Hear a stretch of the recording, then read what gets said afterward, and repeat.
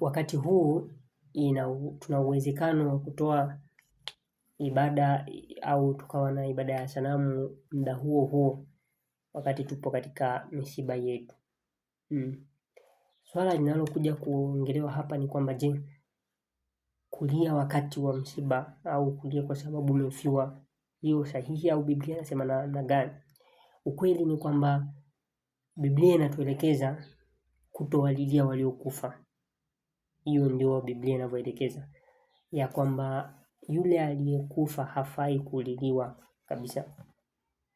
Sasa utauliza mbona leo imekuwa hivi na kwenye misiba? Na unaona Biblia imekwisha kutuelekeza ya kwamba mtu akifa hakuna mahali anaenda. Kwa hivi wakati mwingine huenda inawezekana ni katika kumkosoa hata Mungu sasa, ya kwamba hata kwa nini ametutoka. Na hata ukiangalia focus ya wale wanaolia ni kukosa tumaini, na inaonekana ya kwamba ni kama vile asingeondoka au amewahi sana kufa. Lakini wale ambao wako na focus nzuri hakuna awali na sio maagizo ya Mungu. Naomba usikilize kwa makini, maana hii ni swala ambalo ni kama mpokeo. Watu wengi hulia, mpaka wachungaji wengine hulia, wengine watumishi kabisa wanapopatwa wanalia. Ni kweli inafanyika kutokana na uchungu ulio ndani ya mtu. Lakini tusikilize hapa uweze kubadili focus kwako. Naomba niweze kusoma andiko la kwanza ambalo limetuelekeza na utakuja kushangaa nikuonyeshe kitu kimoja hapa. Katika kitabu cha Yeremia sura ya 22 mstari wa 10 anaeleza, anasema, msimlilie aliyekufa wala msimuombolezee, bali mlilieni huyo aendaye zake mbali, kwa maana yeye hatarudi tena wala hataiona nchi aliyozaliwa. Sikiliza kwa makini hapa uweze kuelewa ili somo vizuri. Unaona anasema yule aliyekufa msimlilie wala msimuombolezee, ndio maagizo ya maandiko. Lakini utauliza, kwani wengine walikuwa ni kweli walikuwa nalia?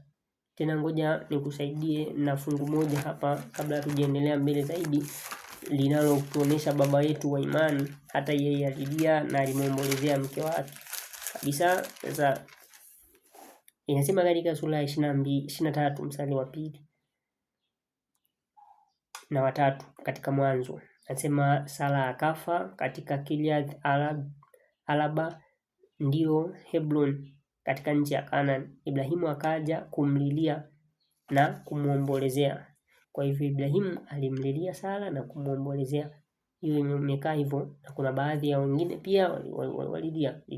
Lakini maagizo yako hivyo. Na ukumbuke, na hapa ndipo watu waweze kuelewa, si kila kitu alichokifanya nabii, alichokifanya mtume basi kinafuatwa. Amna. Huyu Ibrahimu alisema uongo. Kama tutakubali tu kwa sababu amefanya hivyo, basi tukubali uongo na situdanganye. Je, itakuwa haki? Hapana. Manabii wengine walioa wake wengi. Sasa je, tukubali kuoa wake wengi kwa sababu ya hii? Daudi ambaye pia ni mfano, ni kipenzi cha Mungu, alitembea na mke wa mtu. Haiwezekani kufata kitu kwa sababu kimefanywa na huyo. Hicho ni kitu ambacho tunatakiwa tukiweke clear hapo vizuri. Lazima tuulize. Kwa mfano kama Musa amefanya kitu au Ibrahimu amefanya jambo fulani, lazima tuulize, je, sauti ya Mungu ilikuwaje kwenye hilo swala? Kwa hiyo kwa sauti ya Mungu inatuelekeza msifanye hivyo, ila nitakuonesha ni nani wa kumlilia. Tumekwisha kuona hapo. Sasa hii formula Daudi alielewa vizuri. Katika Samueli wa pili sura ya 12 Daudi alielewa vizuri, na ndio ambavyo leo mpango wa Mungu tunabidi tuelewe, watoto wa Mungu. Tuelewe hii formula ambayo Mungu anatuonyesha. Daudi alipatwa msiba wa mtoto wake ambao ilikuwa ni pigo kutoka kwa Bwana. Baada ya kuwa amepata hilo pigo, akalia sana wakati mtoto anaumwa. Kalia sana, akakataa kula, kitu ambacho leo watu ndio wanafanya ambao wamekusha kufiwa. Yaani mtu hata hospitali apeleki chakula, afanye nini, anapofiwa tu ndio unaona hali afanye nini, amezira kabisa. Tofauti na namna ambavyo Daudi alifanya. Daudi anasema ngoja tuanzie mstari wa 15 hapa chini tu, anasema basi Bwana akampiga yule mtoto ambaye mkewe Uria alimzalia Daudi, naye akawa hawezi sana. Kwa hiyo mtoto alikuwa hawezi sana. Daudi alifanyeje? Basi Daudi akamwomba Bwana kwa ajili ya mtoto. Daudi akafunga, akaingia, akalala usiku kucha chini, hakulala kitandani. Akaendelea Daudi amelia sana, amekataa kula na vitu vingine. Lakini pointi yangu ya msingi, utaenda usome vizuri sura ya 12 vizuri, lakini pointi yangu ya msingi naanza mstari wa 19 sasa. Ndio uelewe Nabii Yeremia anachokuja kutuelekeza ndicho ambacho Mungu alikuwa ni mpango wake. Daudi anasema, lakini alipoona ya kuwa watumishi wake wananong'ona, basi Daudi alitambua kwa mtoto amekufa. Basi Daudi akauliza watumishi wake, je, mtoto amekufa? Nao wakasema amekufa. Ndipo Daudi, mstari wa 20, akainuka pale chini akaoga. Pointi ya kwanza, alikuwa amekataa kuoga, anaoga kwa sababu Daudi tayari mtoto wake amekufa. Akaoga, akajipaka mafuta, akabadili mavazi yake, akaingia nyumbani mwake, akaingia nyumbani mwa Bwana akasali. Kisha akaenda nyumbani kwake, na alipotaka wakamwandalia chakula naye akala. Kwa hivyo baada ya mtoto kufa, Daudi anarudi na anafanya vyote kama maisha mengine kabisa yalivyokuwa kabla. Watumishi wake wakamwambia, ni neno gani hili ulilotenda? Na kama hata mtu akifanya hivyo leo kwenye msiba wake, akifanya hivyo leo amepatwa na hili janga, wanaweza wakaanza kudoubt au huenda ndio mpango wa kumuua huyu alikufa. Lakini ndio kinasababisha hata wengine wanalia msibani kwa unafiki ili wasionekane vibaya, ambao ni swala baya sana. Kama unaona swala alipo vizuri, kama ni kucheka cheka, kama ni kulia lia, unaona unafiki wachwe. Kwa hivyo wanamuuliza sasa, nimekuaje hivi? Nimekuaje? Mbona wakati mtoto anakufa anaumwa sana hawezi, ulikuwa hauli ya ufanye nini? Na hapo ni sawa kwamba walitegemea. Sasa umesikia, ndio maana ukianzia mstari wa 18, mtoto alipokufa tu watumishi wake wakasita kumwambia. Na ndio Daudi ameanza kuwaza, anaona wananong'ona, ndio akauliza, vipi mtoto amekufa? Ndipo anamwambia amekufa. Kwa hivyo walijua kabisa wakimwambia inawezekana akajiua kabisa au akachukua maamuzi magumu. Lakini Daudi mtazamo wake ndio maagizo ya Bwana kabisa. Anasemaje? Akasema sasa, mstari wa 22, mtoto alipokuwa hai nalifunga, nikalia, kwa maana nalisema, ni nani ajuae Bwana atanihurumia mtoto apate kuishi? Lakini mstari wa 23, sasa amekufa, nifungie nini? Amekusha kufa, sasa mimi nifungie nini? Je, naweza kumrudisha tena? Hawezi. Mimi nitakwenda kwake, lakini yeye hata nirudia mimi. Kwa hiyo kumbe formula ambayo Mungu ametufundisha ya kwamba tayari mtu anapokufa hawezi kurudi tena.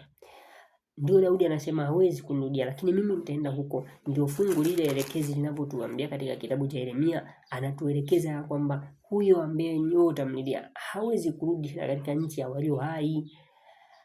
Unaona? Lakini ni nani sasa wa kumlilia? Ndio point ambayo nitaka tuweze kuimalizia hiyo. Ni nani wa kumlilia? Naomba turudi kwenye fungu alafu nikuonyeshe kitu kimoja. Anasema, naomba nirudie, msimlilie aliyekufa wala kumwombolezea, bali mlilieni yule aendaye zake mbali. Hiyo pointi ya mtu aendaye mbali ni nani? Jibu lake tunalipata katika kitabu cha Yakobo. Yakobo sura ya 5 mstari wa 19. Inasema hivi, ndugu zangu, waraka wa Yakobo, ndugu zangu, ikiwa mtu wa kwenu amepotelea mbali na kweli, mtu mwingine akamrejesha, kumbe mtu aliyeenda mbali ni yule amepotelea mbali na kweli. Tuko sawa? Jueni ya kwamba yeye amrejezaye mwenye dhambi hata atoke katika njia ya upotevu, aokoa roho na mauti, na kufunika wingi wa dhambi. Kumbe yule mtu ambaye ni wa kumlilia katika kitabu cha Yeremia anavyotuelekeza ni huyu aliyeenda mbali kwa dhambi, ameenda mbali na kweli. Huyu ndio wa kulilia. Na kama kuna kufunga na kuomba watu wa Mungu, fungeni kwa watu walioenda mbali. Familia ambazo zina watoto ambao wameshindikana, kuna watu ambao ni walevi, kuna waume ambao wameacha wanateketeza familia zao, kuna watoto ambao hawaeleweki shuleni, hawataki kusoma.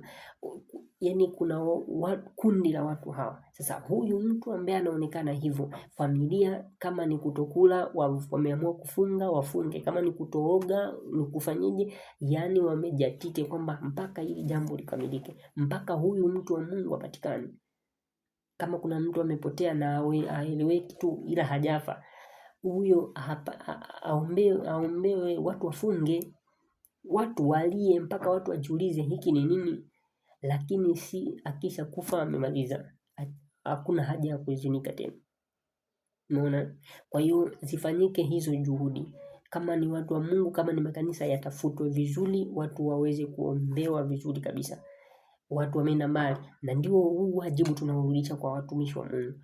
Watu wanapokuwa wanahitaji sana kweli, wameenda mbali, hawaonywi, wanakuja eti wamekusha kufa, ndipo ambapo watu wanarudi kuanza na maombezi mengine, eti waombewe sijui atoke toharani na wapi, ambao hiyo ni mizengwe tu. Mnapoteza muda na rasilimali na kuwapatia hizo sadaka tu, watu wanaenda kulisha matumbo yao. Mtu ambaye anaonekana katika jamii tayari ana tabia zisizofaa, zichukuliwe hatua kubwa. Unaona, watu wajitoe, watu walie kama ni kulia, ili mpaka mtu huyu abadilishwe, aokolewe na mauti. Sio mpaka amekufa tunamnunulia tena na jeneza ambalo ni la gharama, alafu baadaye tena hapo kwenye msiba tena tuite tena watumishi, hao watumishi waje kwa gharama kubwa kuja kuendesha misa hizo, kuendesha hizo ibada za mazishi. Lakini kumbe alitakiwa huyo mtumishi anayeitwa aungeweza kuitwa before, kwamba ndugu zangu, hapa huu ni nusu msiba, huyu amekwisha kwenda mbali, na kweli arudishwe kwa hizo gharama zinazotumika hapo, kabla hajaingia kwenye hiyo mauti inayoelekezwa. Umeona? Kwa hivyo ndio maelekezo ya Mungu ambayo yanapatikana hapa, ili watu wasije wakalia kwa kukosa tumaini. Maana tukishakuwa tumekwisha kushindwa kutekeleza huu wajibu, sasa tunapokuja kulia mwishoni amekwisha kufa, na huyu ndiye alikuwa ameshindikana, labda alikuwa ni jambazi, alikuwa ni mlevi kupindukia, na ameuliwa na hizo pombe. Sasa tunakuja kulia hapo mwishoni, ili Mungu afanyeje? Maana hata yeye amesema afurahi kufa kwake mtu mwovu, Ezekieli 33:11, afurahi, lakini ameshakufa. Sasa hakuna namna ya kufanya, lakini anasema geukeni. Hebu tukisome fungu hilo uone connection hapo inavyokaa, ndio uone Mungu anasema hata watu waweze kugeuka wamrudie yeye before hata hawajafa. Ndio maana zinatakiwa ziweze kutumika juhudi kubwa nyingi za kutosha kuweza kuwarudisha watu walioenda mbali na kweli. Anasema Ezekieli 33:11, waambie kama mimi niishivyo, asema Bwana Mungu, sikufurahii kufa kwake mtu mwovu, bali aghairi mtu mwovu na kuiacha njia yake mbaya. Ghailini mkaache njia zenu mbaya. Mbona mnataka kufa, enyi nyumba ya Israeli? Kwa hiyo kumbe watu wanataka kufa. Mungu analeta maonyo before. Ndio maana hata hapa pia tunasema ni bora kuwapelekea hao before. Katika kitabu cha Yakobo, wapelekewe hapo kabla hawajafa. Mungu anasema mbona mnataka kufa? Haongei na watu ambao wamekwisha kufa, anawaambia mbona mlikufa? Anawaonya kabla hawajafa, maana hafurahii kufa kwake mtu mwovu. Wajibu tunao sasa. Mtu aliye mbali na kweli aonywe mapema, zitumike gharama za kumuonya arudi katika kweli mapema. Anapokufa tunakuwa tumekusha kuchelewa, na tumekusha tunapoenda kwenye misafara ya mazishi, tunajua kabisa huyu tunasindikiza tu katika jehanamu baadaye. Lakini zikifanyika hizo juhudi, basi tutakuwa tumemuokoa na mauti mapema kabisa, kama Mungu asemavyo. Na Bwana atatusaidia tusiwe na ibada za sanamu zisizo za maana, tusiwe na kulia kwa kukosa tumaini, maana Mungu atakuwa amekwisha kutujulisha hali yetu ya kiroho na hali ya wale ambao tungewalilia.